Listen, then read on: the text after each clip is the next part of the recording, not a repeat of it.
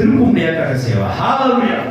ஆகையினாலே நாம் அறிந்த ஒரு காரியமோ தேசத்துக்கு வந்தாலும் அது நிறைவேறதுக்கு நாம் என்ன செய்ய வேண்டும்? ஜெபம் பண்ணும்போது அது தேசத்துக்கு நேராக நம்மளை திருப்பி கொண்டு வரும். எக்காந்து கொண்டும் சுயசித்தங்களை கிராஸ் ஆகாது, வேற வழி போற எண்ணம் வராது, கான்சன்ட்ரேஷன் செதற கூடாது,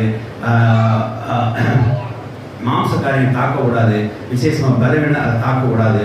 நாம் தேசத்துக்காக பண்ற ஜெபம் நாம் மறுபடியும் அந்த தேசம் செய்யறதுக்கு நேராக திருப்போம்.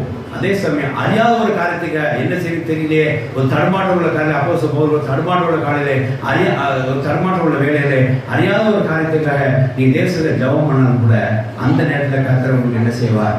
ஜெபம் தேசம் நிறைவேற முடியாத ஒரு காரியத்தை கர்த்தர் ஜெபம் மூலமாய் திருப்பி மறு தேசம் செய்ய வைப்பார். அப்போஸ்தலர் போல. மூணாவது காரியம், பிறர் தேசத்துக்கு மாறாக யாரும் செயல்பட்டாலும், தேசத்துக்கு விரோதமாக பகைச்சாலும், தேசத்துக்கு விரோதமாக உங்கள் தலையில் குற்றங்களாயும் அவங்க மேலே எரித்துக்களாகவும் உங்கள் பகைக்களாக எரிச்சல்களாக காணப்பட்டாலும் நீங்கள் ஜெபிக்கும் போது அவர்களும் என்ன செய்யலாம்? தேசத்துக்கு உட்படுறதுக்கு வாய்ப்பு இருக்கு. ஆகையால் ஜெபம் நம்ம தேசம் நேராக திருப்போம். ஆமென். ஹalleluya. ஹalleluya. கர்த்தர் தாமே இந்த வார்த்தைகளை ஆசீர்வதிப்பாராக. ஆமென். ஹalleluya. ஹalleluya. நாம அப்படி சோதரி